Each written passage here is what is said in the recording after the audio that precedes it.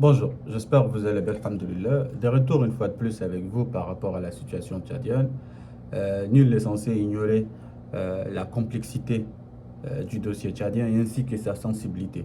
C'est un dossier très très sensible qui nécessite d'attention, de recherche, de disponibilité et surtout d'accompagnement. Dans la rhétorique de résolution de conflits, les étapes impératives consistent d'abord, la première étape consiste à la reconnaissance du problème. Donc il faut qu'on arrive à reconnaître qu'il y a un problème existentiel et qui nécessite une résolution. Une fois cela a été reconnu, on a pu identifier le problème. La deuxième étape consiste à élaborer ou bien à détecter les parties prenantes, les acteurs qui contribuent à l'expansion de ce problème et ceux qui se construisent à travers cette divergence. La troisième étape consiste à voir l'importance de pouvoir éradiquer ces problèmes. Donc avant de pouvoir l'éradiquer, il faudra aussi élaborer une liste des conséquences de ces problèmes et aussi les avantages afin qu'on puisse le voir dans une cartographie un peu plus claire. Dans notre cas à nous, le Tchad fait face à un problème qui est à deux facteurs. Il y a d'abord le facteur endogène et le facteur exogène. Le facteur endogène, c'est ce système qui ne cesse de se succéder dès la fameuse indépendance octroyée dans les années 60. Donc c'est un système de gouvernance qui tire sa légitimité ou si vous souhaitez sa défense, sa protection, sa survie à partir du levier exogène qui représente les manigances, l'immixtion étrangère et en particulier celle-ci, l'impérialisme occidental dans les leviers français. Euh, Nul n'est censé ignorer l'histoire qui a été rapportée par eux, bien sûr, par leurs écrivains, par leurs journalistes et ainsi de suite. Le premier président, François Tambalbaye, a été accueilli, assisté par les Français. Ils ont entrepris les réformes administratives, les réformes et aussi la mise en place de toutes les instances qui sont censées nous gouverner aujourd'hui. Malgré le fait aussi de nous avoir octroyé notre indépendance, l'indépendance ne s'octroie pas, elle s'arrache, n'est-ce pas? Cette indépendance ne fait que servir l'expansion, la domination hégémonique au détriment de l'intérêt national suprême. De là, Tambalbaye, une fois il a voulu diversifier ses alliés, elle avait orchestré son coup, les Maloum sont venus, ils sont succédés. Vous connaissez tous l'histoire, je ne veux pas trop vous faire perdre votre temps. C'était juste un petit ricochet dans l'importance de comprendre l'histoire indigène et exogène de cette influence. Cela étant dit, notre problème à nous aujourd'hui au Tchad, on est tellement distrait. On est distrait par les choses les plus inutiles. Par contre, on met de côté la source de nos divergences. Donc les choses qui contribuent à instrumentaliser les conflits. Donc si vous êtes un peu familier avec le concept de la colonisation, aux premières heures de la colonisation, les Français avaient toujours misé sur le fait d'instrumentaliser les conflits internes, donc les conflits locaux, afin de mieux se positionner et aussi tirer intérêt des deux côtés. Cette forme de gouvernance, malheureusement, n'a jamais changé. Le premier président Tambalbaye avait commis des exactions, il avait fait rappel aux Français afin de réoccuper la zone nord du Tchad. Il avait commis des exactions sans précédent, que ce soit au centre du Tchad par rapport à l'augmentation des impôts, ainsi de suite. Les dérives dictatoriales ont tous été assistées par la France, ont été permises par la France et aussi les leviers occidentaux aujourd'hui exercés par l'influence américaine. Ce qui me rappelle la sortie hasardeuse de leur ambassadeur la fois dernière. Il disait que nous, on totalise un centenaire au Tchad. On a eu notre indépendance en 1960, non. Les États-Unis d'Amérique faisaient quoi les 40 ans, les 37 ans auparavant? Si ce n'est pas aider la France à mieux nous coloniser, à mieux nous diviser et à mieux implémenter le colonialisme comme elle l'avait fait un peu partout dans le monde. Mais nous, en tant que peuple tchadien, on est trop préoccupés à nous détester, à voir seulement le néant entre nous, mais on ne peut pas voir l'importance des choses. Avec la nomination du président des transformateurs, une fois de plus, due à l'immixtion française, imposition, aujourd'hui, la majorité des gens pensent que les divergences au Tchad seront résolues, je ne sais pas moi, par miracle. Tant que le problème n'est pas résolu, on n'ira nulle part. On n'ira nulle part. Un chef d'État qui a présidé sur ces pays pendant 3 décennies, il a été assassiné. On a droit de savoir qui a assassiné ce chef d'État et pourquoi il a été assassiné, malgré le fait qu'on a des indices, on sait qui et pourquoi. Un pays tel que le Tchad qui se dit aujourd'hui souverain, et c'est lui qui protège la sous-région, a toujours des milliers de soldats d'occupation sur son sol. Et on se dit des souverains, des patriotiques, des nationalistes. On se juge, on s'indexe entre nous, on se qualifie de je ne sais pas moi, de tous les termes. Mais on est incapable de voir la réalité en face de nous. Les conséquences de cette forme de domination continue. Depuis 1890, la France n'a jamais quitté le Tchad. Elle l'a fait pour 3-4 jours et puis elle a été rappelée encore parce qu'elle avait orchestré tout ce qui s'est succédé. Et tant que nous, le peuple, on n'arrive pas à prendre un recul, c'est concerter entre nous afin de pouvoir mettre une forme de gouvernance réflexive à notre réalité, à nous, on n'ira nulle part. Il faudra se dire ces choses claires et nettes. Et le pouvoir ne se résume pas entre l'extrême nord ni l'extrême sud. Ça, il faudra faire sortir ça de votre tête, là. Sortez ça de votre tête. Bien avant l'arrivée des colons français, le Tchad a déjà connu un système de gouvernance appliqué à ces réalités. Vous pensez que ces 3 empires gouvernaient comment? Par des baguettes magiques? Il a fallu qu'elles détruisent le système existant déjà.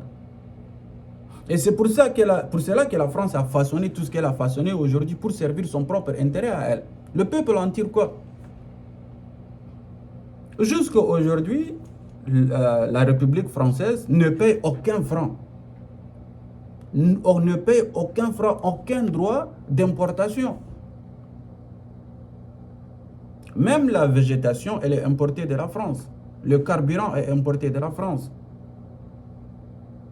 Les entraînements que la France elle fait, que ce soit terrestre ou aérien, la France ne verse aucun franc de droit qui revient au gouvernement du Tchad. J'ai créé ce système. Je protège ce système. Dorénavant, le système me suit redevant. Il est redevable à la France, le système. C'est pour cela que l'impunité française continue. On est confortable, très confortable à se détester, dans une ignorance qui fait honte. Moi, des fois, j'ai la chair de poule en entendant certains de nos compatriotes ou en lisant certains commentaires. Une ignorance ignorante, aveugle et aveuglante. Mais je dis, subhanallah, on est rendu à ce point où l'individualisme, l'hypocrisie au plus haut sommet de tout. Au plus haut sommet de tout, on est censé être des hommes de peuple de vertu, de foi, de réalités réflectives à nos normes et traditions. S'agissant de cette histoire qui a été façonnée une fois de plus par cet élément exogène, et tous ceux qui ont étudié dans les années 60, 70, 80, 90 à travers l'Europe, ont été formés pour venir servir un intérêt idéal réflectif à l'intérêt de la France. En dehors de ça, il n'y a aucun autre intérêt.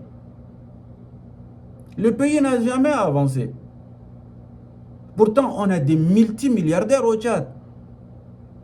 Des gens qui se sont enrichis sur le dos des Tchadiens.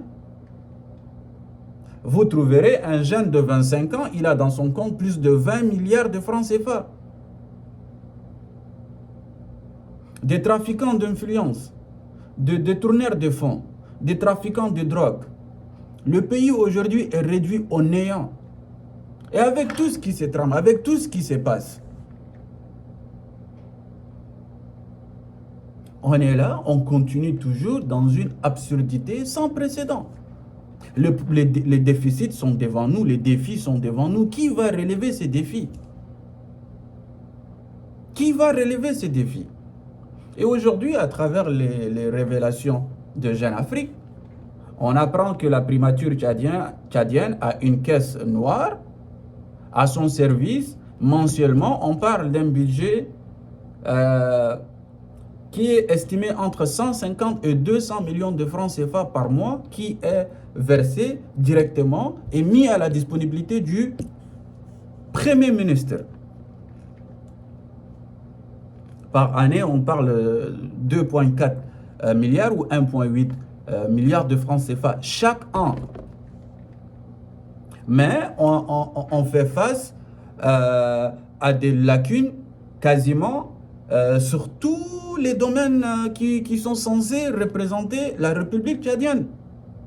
Du domaine de l'énergie à la santé, de la sécurité, à l'éducation, subhanallah. Et on continue toujours à manipuler le peuple, à les induire aux erreurs.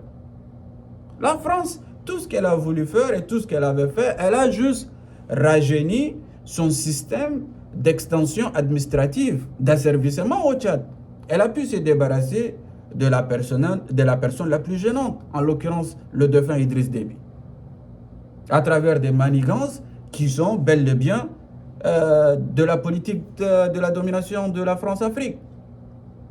Nul n'est censé ignorer les combinaisons malsaines entreprises déjà par Jean Focard et les dérives qui ne cessent de continuer et qui ne cessent de prendre de l'ampleur jusqu'à aujourd'hui. Mais dans le cas du Tchad, il est un devoir, et il est plus qu'un devoir. Il est plus qu'un devoir. Les Tchadiens doivent comprendre ce qui se trame. Les Tchadiens doivent être en mesure à transcender tout ce qui nous divise, tout ce qui nous limite. Il y avait un moment donné, l'homme à abattre était le président Idriss Déby avec son épouse Hinda. Aujourd'hui, les deux ne sont plus là. Qu'est-ce qui s'est amélioré au Tchad en termes de gouvernance, en termes de sécurité, en termes d'inclusivité? Et je retourne toujours sur le point que le Tchad ne rôde pas entre l'extrême nord et l'extrême sud. Il y a l'est, il y a l'ouest, il y a le centre.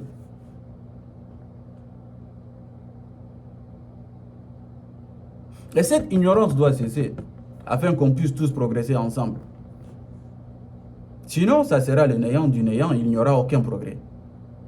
S'agissant de Succès Masra ou bien de ces deux ministres, Siyouti et l'autre, ou avec le EG, il n'y aura aucun impact. Aucun impact. Comment on dit ça? Les institutions qui ont découlé de Bretton Woods, Fonds monétaire international, la Banque mondiale, n'ont jamais favorisé l'émancipation, le développement de l'Afrique. Jamais de la vie. Ce n'est pas parce qu'un fonctionnaire parachuté de la Banque mondiale aujourd'hui au Tchad qu'on va s'exciter puis on va dire oui, il y aura un changement. Mais ça ne va pas à la tête là. Quel type de changement? Quel type de changement? Soyons réalistes. Soyons réalistes, défendons l'intérêt le plus suprême, souverain, national. Ce système est un système d'asservissement. C'est le même système existant depuis l'indépendance jusqu'à aujourd'hui. On ne fait que changer les acteurs. Et ceux qui veulent changer l'histoire aujourd'hui, je parle aussi de cette malhonnêteté intellectuelle tchadienne. Tambalba et Maloum n'étaient pas des anges. Ils ont commis des atrocités, ils ont tué des centaines de Tchadiens. Ils ont causé le déplacement massif des milliers de Tchadiens à travers les pays limitrophes. La réoccupation, la recolonisation du Nord a été permise par le premier président Tambalba dû à ses ambitions personnelles. C'est une réalité, personne n'est censé ignorer ça et personne ne peut changer cette réalité non plus. Soit on va progresser ensemble en tant que peuple, soit il n'y aura aucun progrès. La distraction aujourd'hui entamée quasiment par tout le monde, une forme de manipulation, il faudra que ça cesse. Il faudra que ça cesse, il faudra qu'on retourne dans nos valeurs et il faudra qu'on progresse en tant que peuple. Pour l'avenir de nos enfants et pour la bonté et l'émancipation de ces pays. La France, aujourd'hui, le Tchad représente son dernier verrou dans le Sahel. Il faudra que ça soit compris là. Si les autres ont pu s'émanciper, on peut le faire aussi. Mais je ne fais pas partie de ceux qui croient, oui, on va se libérer de la France pour s'attacher à une autre. Jamais de la vie. Jamais de la vie. Que ce soit l'Émirat, que ce soit les Américains, ils ne cherchent que leur propre intérêt. Personne ne viendra défendre notre intérêt à nous. Personne. Personne. Et si les Émiratis allaient défendre quelque chose, ils allaient faire quelque chose aujourd'hui dans le dossier palestinien. Mais ils sont en train de défendre leur intérêt à eux. L'Émirat n'a aucune richesse naturelle, ni de ressources. Tout est fini depuis les années 90. C'est pour cela qu'ils ont investi dans le domaine touristique. Et aujourd'hui, l'Afrique, pour eux, c'est un terrain, une fois de plus, d'asservissement et de détournement de biens. Rien de plus que ça. Et nous, en tant que peuple, en tant que Tchadiens, on doit retourner à nos valeurs, défendre nos intérêts. Merci beaucoup. Assalamu alaikum.